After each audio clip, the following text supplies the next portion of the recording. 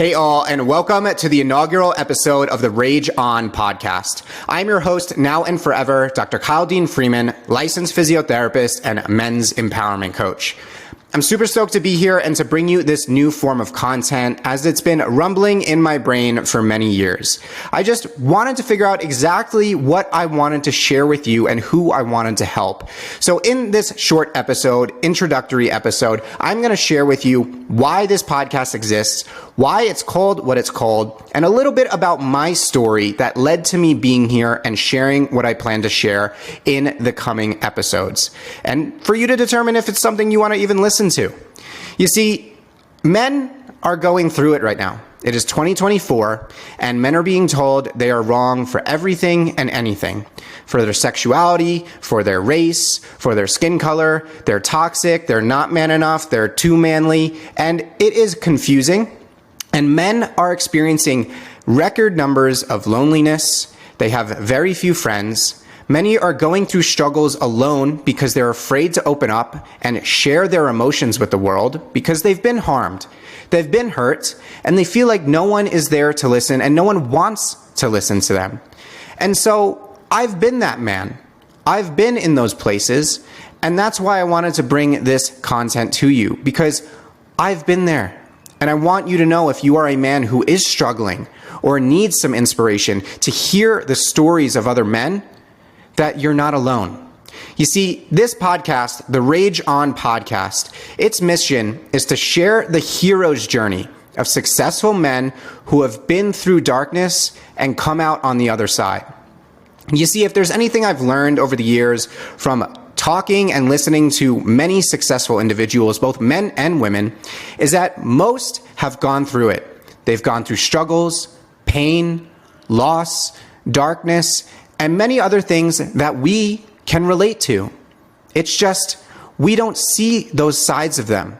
That we see the successful side that is on Instagram or social media. We see the businesses they've built, the family they have, but we don't actually know what it took to get there. And if we don't hear those stories from other men, we often feel like we're in this alone, like we're the only ones experiencing hardship and pain, and we feel that we can't open up because we're men and we're supposed to have it all together and feel like we could do it all ourselves. But what happens when we can't? What happens when we're struggling? So that's why the Rage On podcast is here today, because men need an outlet, they need a safe space to hear the stories of other men where there is no judgment, there is no criticism, there is only a place for understanding and to relate to one another. To realize that we are simply a mirror into each other's souls, that we all are more similar than we are different, despite what social media, politicians, and mainstream media lead us to believe and try to divide us on so many different factors, disempowering us and putting us down for all the reasons that they can to profit off of us and gain power and fame. And so, why did I name this the Rage On podcast, and why did I want to focus on men? Well, you can listen to this podcast whether you are a man or a woman, because it's incredibly impactful as a woman to hear the struggles of men, to know what men are going through, so you can have greater compassion and understanding for what men need and how they can be supported. And for the men who are listening, this is so you know that you are not alone. So you can learn that other men have gone through similar or worse forms of pain and darkness and made it through, and how they did so. That is why this is called Rage On, because I believe in the idea of raging on towards your goals, towards your dreams, in the face of fear and going through pain. That as men, we forge forward and drive to what is going to bring us the life that we deserve, the life that we desire, the life that we want, so that we can care for ourselves, care for our communities, care for our families, and that it is part of a man's duty to go through pain, because that is what makes us stronger. Because if we are not given tests, we will never know how strong we could actually be. And so if we want patience, we need to wait for things. If we want to be courageous, we have to do things in the face of fear. And if we want strength and confidence, well, we have to do hard things. But we also need a place where we can come and be heard, come and be seen, for the embarrassment, for the shame, for the failures, for all the ways in which we haven't felt enough, worthy, or deserving of love, compassion, and friendship. Rage is often associated with anger. And here's the thing. I believe they are completely different, complete opposites, actually. You see, anger is typically a secondary emotion to fear. When we fear someone calling out an insecurity of ours, when we fear someone harming our family member, when we fear being embarrassed, we often get angry as a defense mechanism to fend people off, to make them scared, the same fear that we're feeling, to hopefully keep us safe. And so we get angry and we do dumb things. If anything, we might go into what we call unprocessed rage, which leads us to verbal and physical forms of violence. And that is not healthy. That is not what we want. What we do want is to live a life from a place of love, the deepest form of love. Love for ourselves, love for the world around us, our community, our family, our brothers, our sisters, and people we haven't even met yet. And I believe, in my opinion, that rage is the deepest form of love. And I say this because if you think about a lioness whose cub is being attacked by a pack of hyenas, she does not stand in the way of those hyenas to protect her cub out of anger or out of fear. I believe she steps in front out of love for her cub, not out of hatred of the hyenas, but out of love for her cub. And she will rage and do whatever is necessary, risking her life out of love for her cub. That is what rage is. Rage is putting our life on the line, putting our reputation on the line, holding the line for the beliefs, the values, the people we love, and going as hard as we can, raging in the face of fear, raging in the face of our world crumbling in front of us, of our beliefs and our values and the things we care for being destroyed. I believe that as men, we all have a story of rage, that we often rage forward through hard times and struggles and pain, and we often need to hear those stories, because those stories come in different forms and shapes and colors. And when we hear those stories, it emboldens us as men to know that we are here together as brothers, we are here together as tribe, and to know that you can do it as well. That you have the power inside of you. You have the strength inside of you to continue to rage forward. And it helps when you have the support of other men around you who are doing the same thing, who are sharing vulnerability, and not just going out as a lone wolf, feeling you have to do it all yourself, being perfectionist and being hyper-independent. Because those are all fear-based trauma responses. So that is why this podcast is called Rage On, because I want to share the stories of those men who have raged on, because I believe in my life, I have had to rage on as well. You see, I had a good childhood. I had a mom, I had a dad, I had a brother. I grew up in a safe town, I had a house over my head. We were middle class, growing up in Long Island, New York. I had food. There wasn't too much that I could complain about. But the truth is, the life I had was very similar to many other men out there. You see, my parents didn't have a great relationship. In fact, it was toxic for as long as I could remember.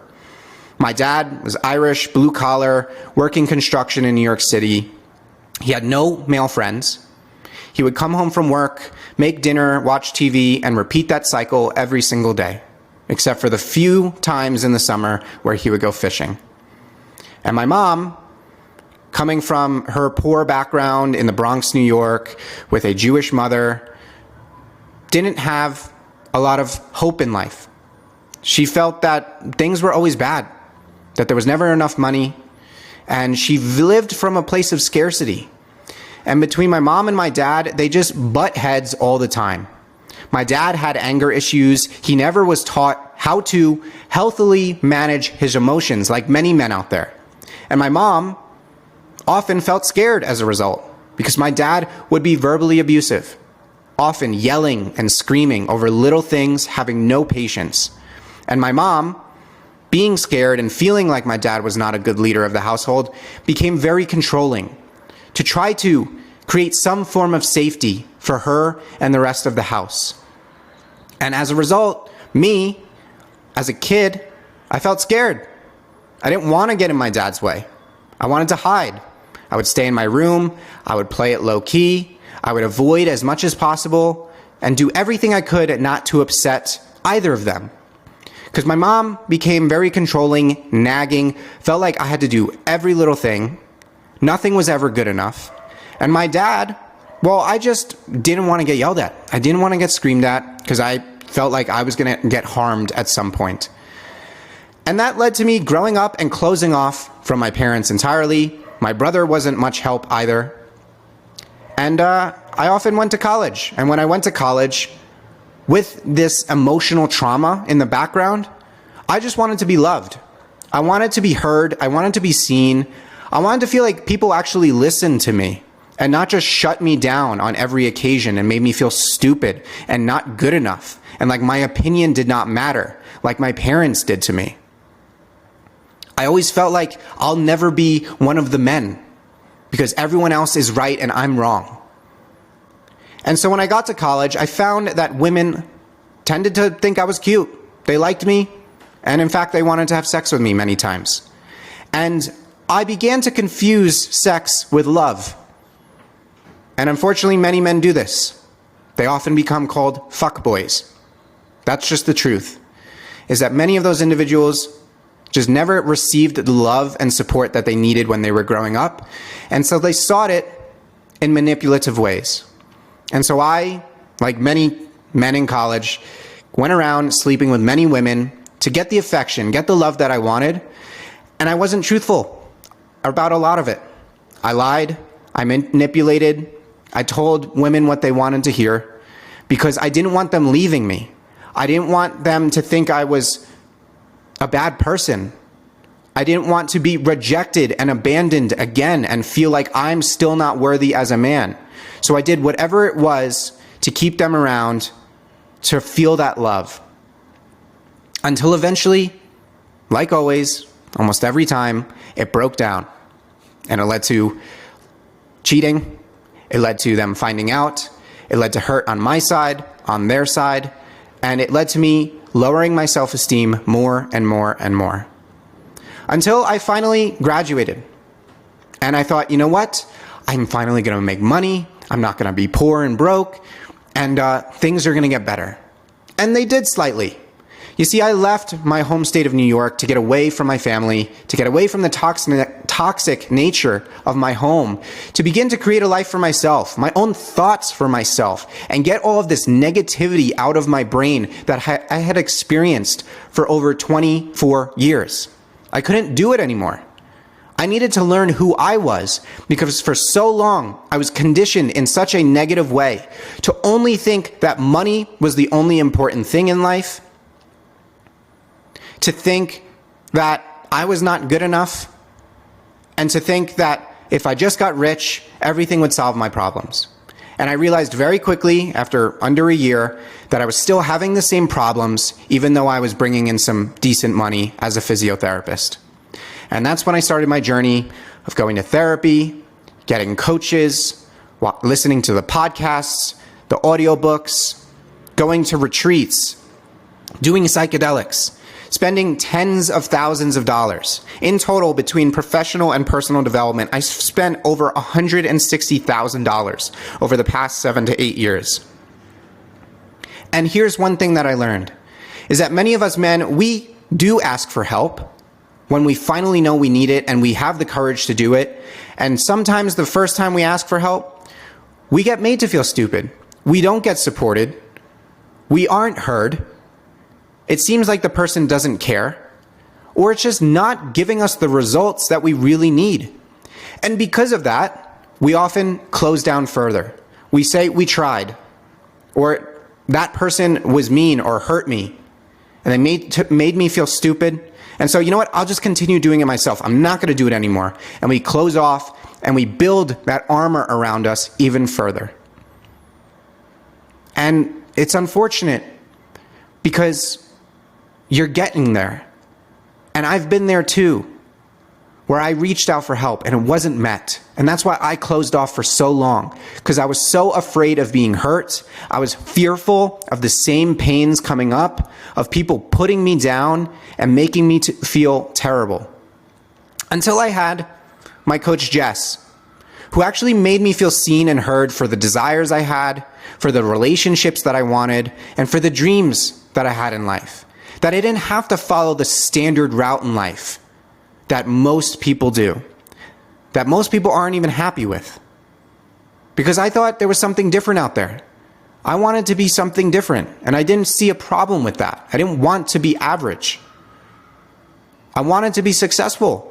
I wanted to see the world, something I never got to do in my first 24 years of life. And so what did I do? After working with Jess, I ended up working with the International School of Temple Arts and going to multiple retreats, learning about sexuality, spirituality, how to relate and relationships with other people. And I started to do the deep trauma work to really release a lot of the pain and struggle that I had in my life. And through working with Jess, through these somatic practices, through having people in my life who really understood and supported me, I started to finally realize that I could accept myself for who I was. I began to love myself. I began to be honest with people from the start and not lie, because I realized that I was who I was looking for this whole time. I had the love for myself that I was looking for this whole time. And I just needed someone to guide me there, to make me feel okay about it.